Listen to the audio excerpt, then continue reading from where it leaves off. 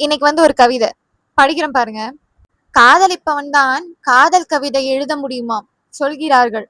இது உண்மையெனில் மரணத்தை பற்றி எழுதுகிறவர்கள் எல்லாம் பிணங்களா? அப்படின்னு வந்து நான் கேட்கல. இந்த புத்தகத்தோட ஆசிரியர் கேட்டிருக்காப்படி. அதிகாலையில் கேட்கும் அந்த பாத்திர சத்தம் எந்த அலாரத்தையும் விட மேலானது. அம்மா அங்கே சமைத்துக் கொண்டிருக்கிறாள் என்பது வெறும் உணவுக்கான செய்தி அல்ல. இந்த வீடு இன்னும் உயிர்ப்போடு இருக்கிறது என்பதற்கான ஒரு மெல்லிய இசை அது அப்படின்னு கொடுத்துருக்காங்க. இந்த புத்தகம் எப்படி அப்படின்னா, பெரிய கவிதை தொகுப்பு.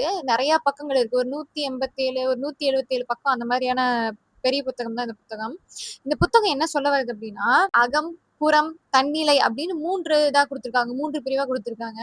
சமூகம் சார்ந்த கருத்துக்கள், தனிப்பட்ட கருத்துக்கள், ஈழத்தமிழர்கள் வந்து பாதிக்கப்பட்டாங்கல்ல அது, ஒரு எதார்த்தமான விஷயத்த கூட அழகா சொல்லியிருக்காங்க. ஒரு ஜாதிய கருத்துக்கள், எல்லா பரிமாணத்திலயும் இருக்கு. போர்ல நடக்கிற விஷயங்கள், போர்னால யார் பாதிக்கப்படுறாங்க அப்படிங்கிறது, ஒரு குழந்தை வந்து எதார்த்தமா என்னை பார்த்து சிரிக்குது, அது எப்படி இருக்கு? எல்லா தலைப்புகளுக்குமான கவிதைகளும் இந்த புத்தகத்துல குடுத்துருக்காங்க. அதாவது சின்ன சின்ன வரிகள், அதாவது சுலபமா நம்ம வந்து அந்த கவிதைகள படிச்சு புரிஞ்சுக்கிற மாதிரி நல்லா அழகா குடுத்துருக்காங்க இந்த புத்தகத்துல. நல்லா இருந்துச்சு. முப்பரிமாண தொகுப்பு.